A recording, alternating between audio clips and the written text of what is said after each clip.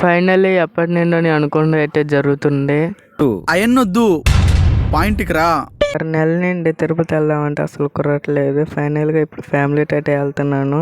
మా ఊరి నుండి ఒంగోలుకి అయితే బస్సు అయితే ఎక్కాము. బస్సులో మేము దోమలు తప్ప ఇంకెవరు లేరు. కనీసం కలిద్దో లేదో కూడా తెలియదు. పెద్ద సమస్య వచ్చి పడిందే. ఇంక ఒంగోలు రైల్వే స్టేషన్కి వస్తే ఇక్కడ లైట్లతో మామూలుగా లేదు. కరెంటు బిల్ ఎంత వచ్చిద్దో. రైల్వే స్టేషన్లో దోమలకి బ్లడ్ తక్కువైందంటే 12 గంటలకు ట్రైన్ అయితే 8 గంటలకి వచ్చాం బ్లడ్ ఇవ్వడానికి.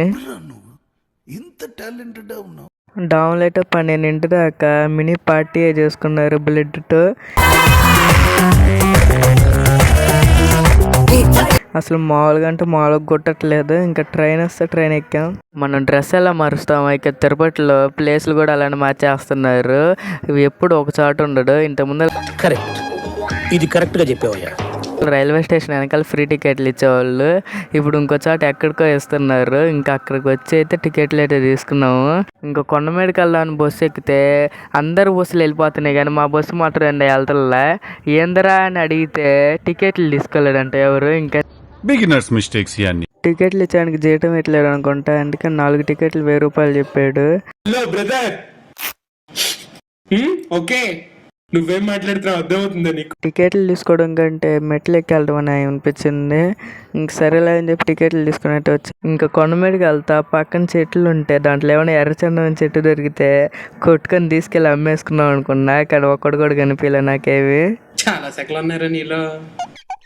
ఇక్కడ వెళ్తా ఉంటే టీ షాప్ కనిపిస్తే టీ తీసుకుంటే తాగిన తర్వాత 200% వాటర్ అనిపించింది. ఉండేది 2 రోజులన్నా మనిషికి 2 లగేజీలు వచ్చినాయి. అదేందో ఇంకా రూమ్ తీసుకున్నామని ఇక్కడికి వస్తే ఇక్కడ క్యూ చూసింది ఒకటి ఇక్కడే పడుకోవచ్చు అనిపించింది. రూమ్ అక్కర్లా అంటుండే క్యూ అయితే. ఇలా చూస్తుంటే దొంగలు పెట్టేవాళ్ళు సార్ ఏదో నిజం చెప్పినట్టున్నారు సార్. బాగుంది. కట్టింగ్ చూడు అసలుకి. నువ్వు ఎంత కాకబట్టినా ఇక్కడ పడేవాళ్ళు లేరే. నీకు ఎప్పుడో వచ్చిలేరా ఆ కత్తి ఇంకా రాలా మొలకెత్తలయ్యి. ఇంకోసారి మొలకెత్తలేదా? వస్తేలే ఇప్పుడు బాగుంటుంది. అర్థం అనుకున్నామంటరా? ఇది అర్థం కాదురా బాబు, అర్థం కాదమ్మా. నాకు మాస్టర్తో పని ఉంది. ఈ లోపు నువ్వు వెళ్ళి ట్రై చేస్తుంది. Thank you. డ్రింకులు తాగినట్టున్నావు.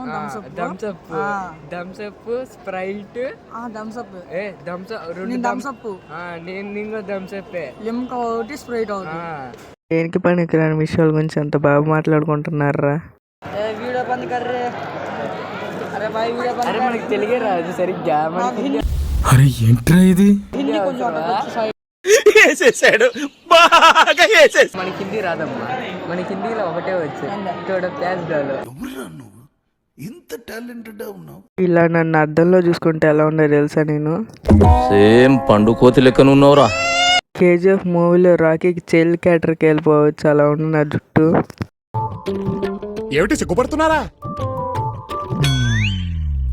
వీడి ముఖానికి సిగ్గు కూడాను. ఇంకెళ్ళేట గుండెట చేపించుకున్నా. ఇప్పుడైతే ఒక స్పెషల్ పెట్టేట చూడండి. ఎవరా అదే?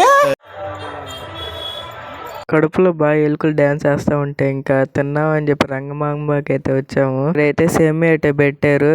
మా అన్నయ్య అయితే దీన్ని కూడా వీడియో చేస్తారంటారా, ప్రశాంత్గా తినేవంటారా అన్నాడు. దర్శనం చేసుకొని ఇంకొచ్చి రూమ్ అయితే ఖాళీ చేసేసాము.